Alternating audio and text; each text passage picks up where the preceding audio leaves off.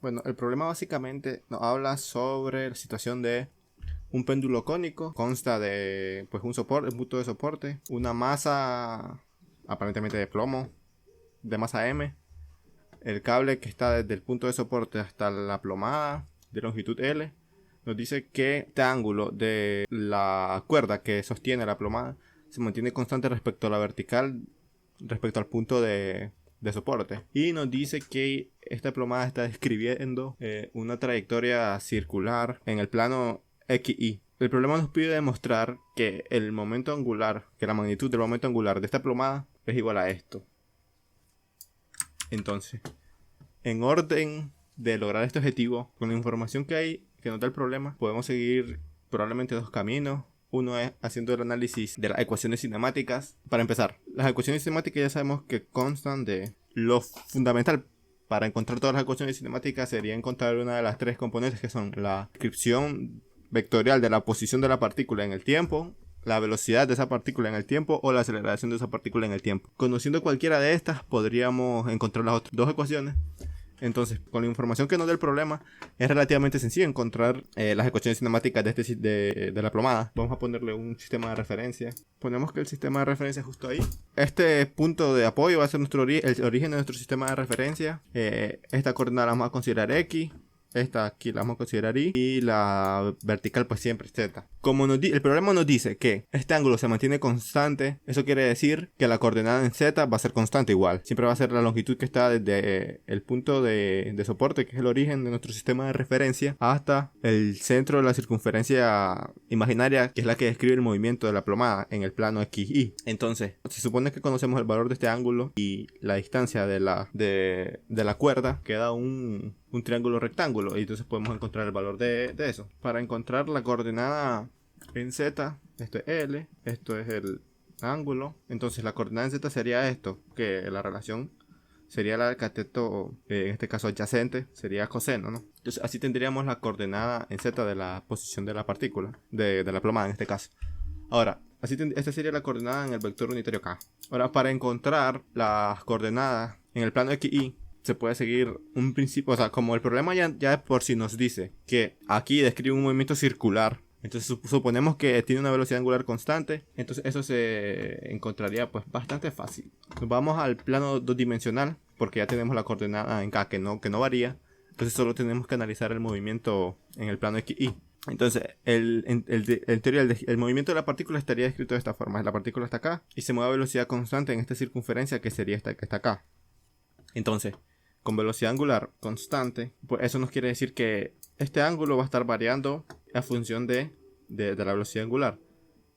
Eso quiere decir que va a ser parametrizado, sería así. Entonces, para simplificar, vamos a suponer que en el instante t sub 0 va a estar en el punto de referencia 0 también, ¿no? Porque así se cancela y no tendríamos que agregar el factor de la constante que no. La forma general de escribir esto sería así, porque esto nos diría que, digamos, que inicialmente la plomada estaba desplazada un trozo de ángulo antes de que empezáramos a medir, pero bueno, vamos a simplificar, vamos a tomar que no. Entonces, y el radio pues sería constante, ¿no? El valor del radio, que sería este radio, lo encontramos igual acá, sería L, el seno del sería, ¿no? Entonces quedaría así. Ahora, ¿para qué hacemos esto? Lo escribimos primero en sus coordenadas polares para después poder parametrizar la curva y poder escribir en función del sistema de referencia que tenemos, que no es cilíndrico, sino que es cartesiano. Entonces, ya sabemos que una vez dadas las coordenadas polares, para encontrar sus coordenadas cartesianas, solo hacemos la transformación que va a ser R por el coseno de teta, que en este caso R es igual a esto y teta es igual a esto. Entonces sería I sería igual a R, y esto a su vez es igual a. Entonces, de esta forma ya tenemos la ecuación del vector posición de la partícula en el tiempo, ¿no? Que sería, esta sería su coordenada en X, esta sería su coordenada en Y, y esta sería su coordenada en Z. Entonces tendríamos que la ecuación vectorial que escribe la posición de la plomada en el tiempo va a ser, entonces, ya tenemos la ecuación que nos describe la posición de la plomada, ¿no? O sea, ¿para qué estamos calculando todo esto? Porque tenemos que recordar que la manera de calcular el momento angular de una partícula es el producto vectorial. entre la posición de la partícula según el punto de origen sobre lo que le queremos tomar, que en este caso va a ser este producto vectorial con el momento lineal de esa partícula. Entonces, para encontrar el momento angular, tenemos primero que encontrar la posición de la partícula, que ya la tenemos, y luego el momento angular, que lo vamos a encontrar, que lo vamos a calcular más adelante. Entonces, una vez dada la posición de la partícula, para calcular la velocidad, simplemente tenemos que derivar esta función, ¿no? Y eso va a ser igual a la velocidad de la partícula. Entonces, derivando esto, pues, este factor es considerado constante porque no depende de la variable sobre la que estamos derivando. Luego, esto sería primero derivar toda esta función. La derivada del coseno sería menos el seno. Luego, aplicamos la regla de la cadena y derivamos la parte de adentro. Saldría una velocidad angular. Entonces sería menos la velocidad angular por la longitud de la cuerda, por el seno del ángulo, por el seno de la variación. Entonces, ahí quedaría, y esta sería su coordenada en y. Ahora, aplicamos lo mismo que hicimos acá. Esto se considera constante, derivamos esto, derivada del seno es coseno, sale una por la regla de la cadena. Nos quedaría en la dirección J, ¿no? Y este factor no varía respecto al tiempo sobre la que estamos derivando, entonces esto se considera constante y nos quedaría 0 en K. Entonces, realmente esta es la ecuación típica que describe la velocidad de una partícula que está en movimiento circular uniforme, ¿no? De hecho, si derivamos esto, nos va a dar la aceleración centrípeta, que bueno, eso lo vamos a ver cuando vamos al análisis dinámico. Pero ahora, en teoría, ya tenemos la suficiente información para poder calcular el momento angular de la partícula, ¿no? Porque el momento lineal de una partícula está dado por el producto de su masa por su velocidad. Ya tenemos la velocidad, sabemos que la masa de la plomada suponemos que es una masa m arbitraria, y ya tenemos la posición, así que simplemente pues, entonces el valor del momento angular va a ser este, ¿no? Ahora pues simplemente quedaría hacer el producto cruz de este vector por este, y eso sería, entonces lo que habría que hacerse para encontrar el momento angular de la partícula sería resolver este producto cruz. Que bueno, lo que se hace normalmente es reescribimos esta fila acá, esta otra fila acá, y después empezamos a hacer las multiplicaciones, no sería. Ahora, sumando esto nos va a dar que el momento angular nos da igual a, pues simplemente haciendo estas operaciones nos queda que el momento angular está dado por esto. Podemos sacar factor común, la masa, la velocidad angular, por esto al cuadrado, por el seno de b, coseno de eso. Todo esto factor común. Entonces el valor del momento angular de esta plomada es una magnitud vectorial. Va a ser igual a esto. Entonces habría que calcular el módulo de esto para compararlo con la respuesta que se supone que nos debería dar el ejercicio. El módulo de esto va a ser, esto lo podemos considerar un escalar, así que no lo consideramos. Sería calcular el módulo de esto y solo al final multiplicarlo por esto. Sería por la raíz cuadrada de esto al cuadrado más esto al cuadrado más esto al cuadrado. Entonces sabemos por la propiedad fundamental de la trigonometría que esto nos da 1. Bueno, aquí no es WT, aquí es beta al cuadrado. Entonces esto se cancela y bueno, al final la magnitud del momento angular nos queda. Entonces esta es la magnitud del momento angular de esa plomada. Entonces realmente no sabemos de dónde se saca esta relación, porque, o sea, literalmente no encuentro ninguna forma de relacionar el valor de la gravedad con el momento angular de la partícula en este péndulo, en este caso. Incluso vamos a hacer el análisis de las fuerzas, ¿no?, que actúan sobre el péndulo. O sea, tratando de encontrar cómo relacionar el peso de la plomada con la magnitud del momento angular, pues vamos a intentar hacer el análisis dinámico del péndulo. O sea, el análisis de las fuerzas. Básicamente, sobre el péndulo actúan dos fuerzas. O sea, la sumatoria de todas las fuerzas va a ser igual a el peso, llamémoslo así, peso de la plomada, más la tensión de la cuerda, ¿no? La tensión de la cuerda tiene coordenada X, Y y Z.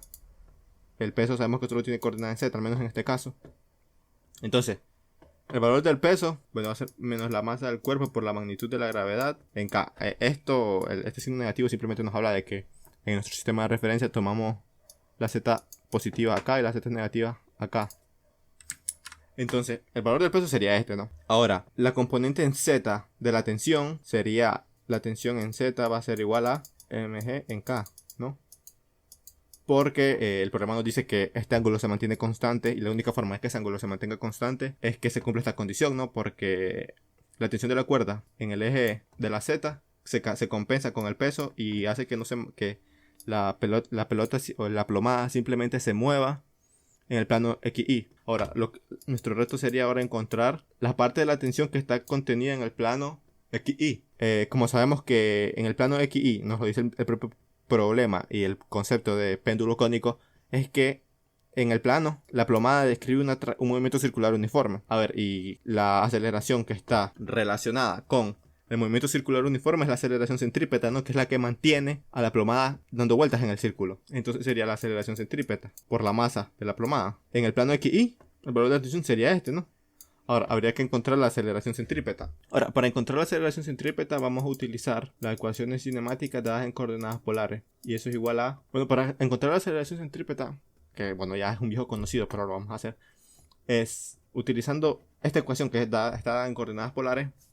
Y sabiendo que ya lo que ya hemos utilizado anteriormente, que el ángulo en este caso varía así respecto al tiempo, el radio no varía, es una constante, o sea que no depende del tiempo. Entonces, como el radio no varía, constante es este valor, ¿no? Que es L coseno de beta. Entonces, esta componente se nos va. Esta también se nos hace 0. Y como, bueno, vamos a derivar una vez respecto al tiempo. La variación angular, el ángulo, eso nos va a dar la velocidad angular. Y la segunda derivada, como esto no varía el tiempo, no se nos hace 0, ¿no?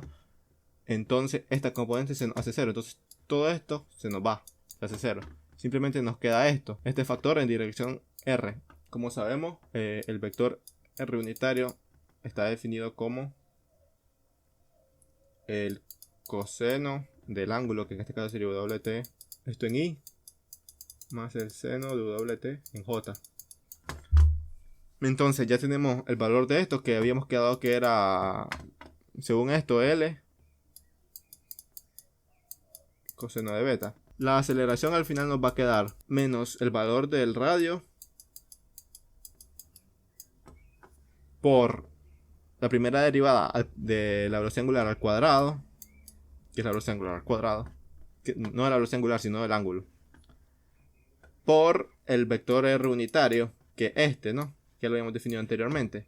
Entonces, al final la aceleración centrípeta es la de toda la vida, la vieja conocida, que es la que se opone, o sea, el vector R unitario estaría apuntando siempre afuera, ¿no? Este sería R unitario. Y la aceleración tangencial nos queda, como ven, la componente negativa de R, ¿no? Entonces, eso quiere decir que la aceleración tangencial en este caso va a estar siempre manteniendo al cuerpo en el movimiento circular, que es lo que ya sabíamos.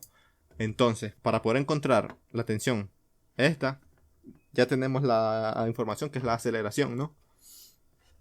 Entonces, sería que esto, como pueden ver, es exactamente igual a lo que habíamos encontrado anteriormente, ¿no? O sea, que realmente no hay diferencia. No importa si lo hacemos calculando.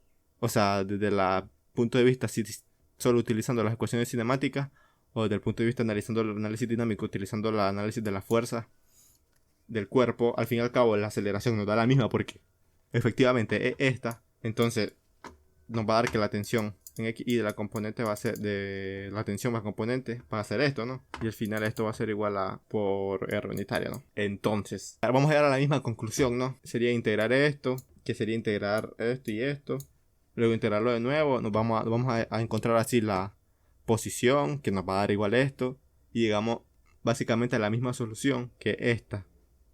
Entonces no encontramos manera de llegar a la relación que nos da el problema.